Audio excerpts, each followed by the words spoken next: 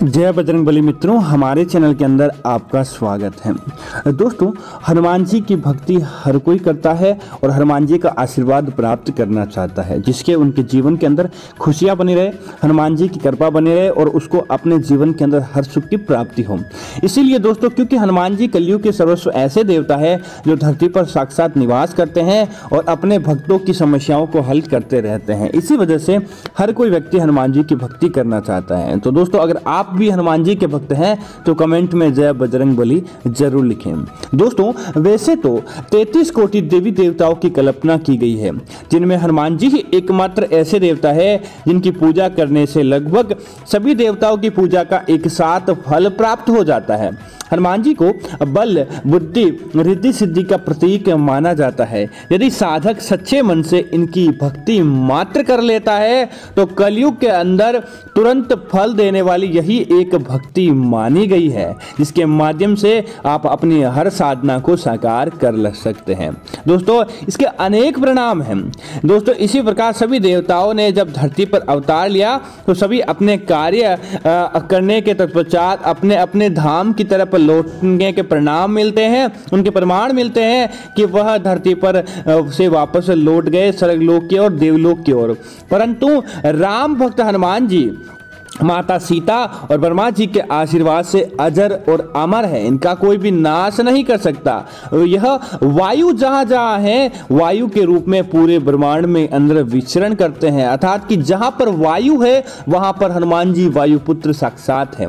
जिनके भी उन्हें सच्चे मन से पुकारा, उनकी आवाज सुनकर हनुमान जी दौड़े चले आते हैं और उपासक की इच्छा पूर्ति में सहायक बनते हैं। दोस्तों, इसी वजह से हनुमान जी की पूजा करना सर्वश्रेष्ठ माना जाता है। दोस्तों, गोस्वामी तुलसीदास ने भी इनकी सहायता से ही भगवान राम व लक्ष्मण के दर्शन प्राप्त किए थे। शास्त्रों में उल्लेख है कि हनुमान जी शिव के रुद्र अवतार है और इनका जन्म वायुदेव के अंश और उनकी माता अंजनी के गर्भ से हुआ, जो केसरी नामक वानर की पत्नी थी। पुत्र न होने से दुखी थी और मतंग ऋषि के कहने पर अंजनी ने 12 वर्ष तक कठोर तपस्या की, जिसके फलस्वरूप हनुमान जी का जन्म हुआ।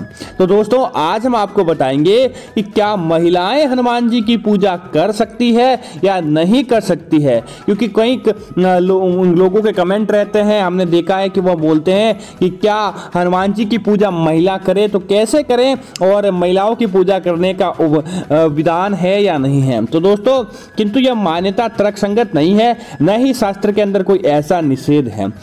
स्त्रियां भी पुरुषों की तरह हनुमान जी की पूजा पाठ उपासना कर सकती है तथा मंदिर जाकर प्रसाद भी चढ़ा सकती है, लेकिन ऐसे लंबे अनुष्ठान जिसके अंदर प्राकृतिक बाधा आती है, वे हनुमान जी की प्रतिदिन 5 या 10 बार पाठ कर या 20 या दिन में 100 बार पाठ कर अनुष्ठान कर सकती है। इसीलिए दोस्तों, महिलाओं की पूजा से जुड़ी कुछ ऐसी चीजें जो आपको जाननी चाहिए कि हनुमान जी की पूजा कर सकती है या नहीं कर सकती है। तो दोस्तों, सबसे पहले बात करेंगे कि महिलाएं हनुमान जी की पूजा में क्या कर सकती हैं। दोस्तों, महिलाएं हनुमान जी की पूजा के अंदर दीप प्रज्वलित अर्पित कर सकती है। दीपावली के दिन या मंगलवार के दिन आप हनुमान जी के निमित्त पूजा करें और पूजा के अंदर आप हनुमान मंदिर जाकर चमेली के तेल के साथ आप दीपक जला सकती है। हनुमान जी को दीपक के माध्यम से आप प्रसन्न कर सकती है। इसी तरह आप गूगल धूप कर सकती है, गूगल धूप आप नारियल का धूप लगा सकती है। ऐसा काम आप कर सकती है ताकि हनुमान जी की कृपा आपको देखने को मिले और हनुमान जी की कृपा सदैव आपके ऊपर बनी रहे। दोस्तों, इसी तरह कई महिलाओं ने कमेंट किया है हमें कि क्या हनुमान चालीसा महिलाएं पढ़ सकती है। बिल्कुल, आप हनुमान चालीसा पढ़िए और उसका लाभ प्राप्त कीजिए। हनुमान चालीसा पढ़ सकती है आप, संकट मोचन, हनुमानाष्टक, सुंदरकांड आदि का महिलाएं निश्चित तौर से आप पाठ कर सकती हैं और उसका पाठ करके उनका ओजस्व अपने जीवन के अंदर प्राप्त कर सकती है, अपने घर परिवार के हेतु आप प्राप्त कर सकती है। आपके लिए वह बहुत ही अच्छा माना जाएगा। दोस्तों, इसी तरह महिलाएं अगर बात करें दूसरी किसी चीज की, तो आप हनुमान जी का भोग अपने हाथों से बनाकर या फिर बाजार से लाकर हनुमान जी को अर्पित कर सकती है। आप हनुमान जी के निमित्त भोग कर सकती हैं, आप मतलब कि उनका भोग प्रसाद बनाकर आप ग्रहण कर सकती है और लोगों को भी बांट सकती हैं। अब दोस्तों, कुछ ऐसे कार्य होते हैं जो कि हनुमान जी की पूजा करते समय महिलाओं को उससे बचना चाहिए, ताकि उन्हें किसी प्रकार का कोई नुकसान ना हो और हनुमान जी की भक्ति का असर भी उनके जीवन के अंदर बना रहे। तो बात करते हैं उन चीज़ों के बारे में जो महिलाओं को हनुमान जी की पूजा के अंदर नहीं करना चाहिए। दोस्तों, महिलाएं लंबे अनुष्ठान नहीं कर सकती। इसके पीछे उनका कारण होता है रासवाला होना और घरेलू उत्तरदायित्व निभाना बहुत बड़ा मुख्य कारण होता है। इसी वजह से आपको हनुमान जी का लंबा अनुष्ठान नहीं करना चाहिए, जिसके अंदर आपके दिनों की बाधा होती है। उन दिन आपको हनुमान जी की पूजा पाठ नहीं करना चाहिए। दोस्तों, इसी तरह जब दिन होते हैं तब हनुमान जी को उससे संबंधित कोई भी कार्य नहीं करना चाहिए, क्योंकि आपके धार्मिक दिनों के दिन आपको उन चीजों का पालन करना चाहिए जो आपके लिए निमित्त है। आपको उस समय हनुमान जी की पूजा पाठ से निमित्त किसी भी तरह का कोई कार्य नहीं करना चाहिए। दोस्तों, हनुमान जी को बजरंग बाण का पाठ महिलाएं को भूलकर भी नहीं करना चाहिए, क्योंकि यह पाठ थोड़ा कठिन होता है और अगर इस पाठ के अंदर किसी प्रकार का कोई समस्या होती है या कोई प्रकार की कोई गलती होती है तो हनुमान जी की कृपा के बजाय उनके क्रोध का सामना करना पड़ सकता है। इसी वजह से महिलाओं को बजरंग बाण का पाठ नहीं करना चाहिए। दोस्तों, इसी तरह आपको हनुमान जी को आसन नहीं देना चाहिए। हनुमान जी के निमित्त जो उपाय करते हैं तब हनुमान जी को आसन दिया जाता है और उस आसन पर हनुमान जी को विराजित किया जाता है। ऐसी मान्यता है कि आसन देने से हनुमान जी बहुत जल्द वहां पर मौजूद हो जाते हैं और भक्त की पुकार सुन लेते हैं, लेकिन महिलाओं को हनुमान जी को आसन नहीं देना चाहिए। दोस्तों, इसी तरह हनुमान जी को महिलाएं कभी भी अर्घ्य नहीं दें। जल में भर के हनुमान जी की मूर्ति है तो आपको अर्घ्य भूलकर भी हनुमान जी को नहीं देना चाहिए। माना जाता है कि महिलाएं हनुमान जी को अर्घ्य समर्पित करती है, वह अर्घ्य हनुमान जी के द्वारा स्वीकार नहीं किया जाता है और आपको ऐसा नहीं करना चाहिए। इसी तरह पाद्य अर्थात कि हनुमान जी को चरण पादुकाएं महिलाओं को अर्पित नहीं करनी चाहिए।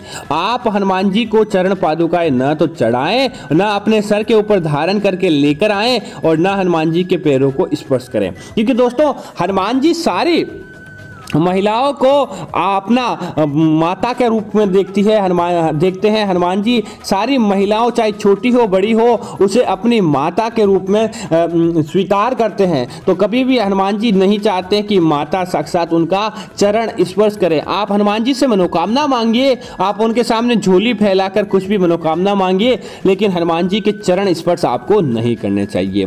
दोस्तों, इसी तरह महिलाएं पंचामृत स्नान हनुमान जी को नहीं करा सकती, क्योंकि दोस्तों कई ऐसे अनुष्ठान होते हैं जिस अनुष्ठानों के अंदर हनुमान जी को पंचामृत के माध्यम से स्नान आदि कराया जाता है ताकि हनुमान जी की कृपा देखने को मिले। लेकिन ध्यान रहे, जब पंचामृत दूध दही घी आदि चीजों से निर्मित होता है उसमें अंदर महिलाओं को हनुमान जी को स्नान नहीं कराना चाहिए, यह जरूर ध्यान रखें। दोस्तों, इसी तरह अगली चीज की आती है तो वस्त्रम युगम, अर्थात कि हनुमान जी को महिलाएं कपड़ों का जोड़ा पहना नहीं सकती। हाँ, आप उन्हें भेंट कर सकते हैं, अपने हाथों से वह जोड़ा आप बना सकती है, लेकिन हनुमान जी को आपको कपड़ों का जोड़ा भूल कर भी नहीं पहनाना चाहिए। आप इसे किसी शास्त्रीय पंडित के माध्यम से आप उन्हें देकर आप पहना सकती है, उनसे लंगोट बंधवा सकती है, आप हनुमान जी का लंगोट बना सकती है, लेकिन हनुमान जी को पहनाना निषेध होता है। महिलाएं क्या, यहाँ तक कि आम व्यक्ति भी कोई भी जो शास्त्रीय नियमों का पालन नहीं करता है उसे हनुमान जी का कपड़ों का जोड़ा उनसे नहीं पहनाना चाहिए। आपको इस बात का जरूर ध्यान रखना चाहिए। हाँ, जनेऊधारू व्यक्ति हनुमान जी को कपड़े जरूर पहना सकता है। दोस्तों, इसी तरह यज्ञोपवीत अर्थात कि जनेऊ धारण नहीं कर सकती।